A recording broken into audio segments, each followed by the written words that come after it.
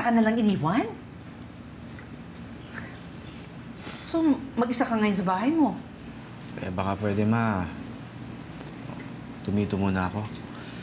Eh, nakakabingi ang katahimikan sa bahay. Eh, mabuti na rin siguro yun. Alam mo naman, ha? Yung iniisip ng ate mo tungkol sa Millie na yon. Ma, mahal na mahal ko si Millie. Pakiramdam ko, ang gago ko sa kanya. Hindi totoo yan. Baka nga mas makabuti pa itong nangyari sa inyong dalawa eh. Pero bago mo isipin yan, kumain ka muna, ha? Para mas maayos yung pag-iisip mo. Orderan kita ng paborito mong pansit, ha? Hab-hab? Oo, sandali lang.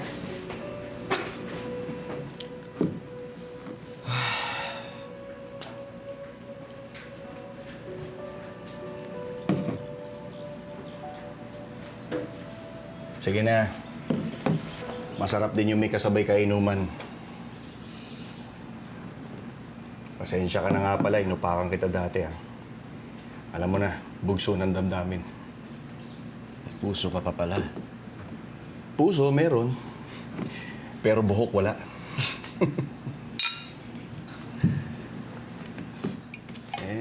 Alam mo na, naisip ko lang kasi, yan, pinagdadaanan mo ngayon.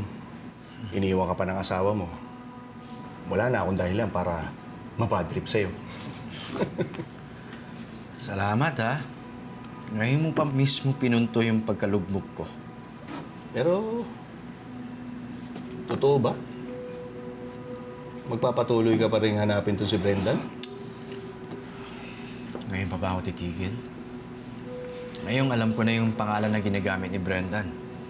At legit yung lead na nakuha ko. Kailangan ko malinis ang pangalan ko. At si Brendan lang ang makakapagpatunay na wala akong kasalanan. Eh, ang tanong dyan, magsasalita ba siya? Eh, paano kung ikaw lang din na ituro niya? Kumbaga, it's his words laban sa mga salita mo.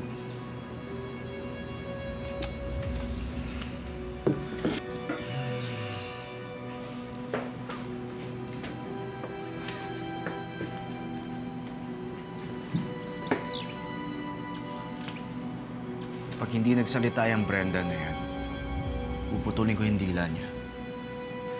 Pwede na. Ganti na rin yun sa lahat ng perang ninakaw niya sa atin. Anong balak mo? Natuntun ko na yung lugar kung saan huling nakita tong si Danreb Lazaras. Yun ang alias na gamit ni Brendan. At least kumpirmado ako na hindi pa nakakaalis tong si Brendan. Ang kailangan ko lang ngayon ay makahanap ng isang tao na nakakaalam kung saan siya nagtatago.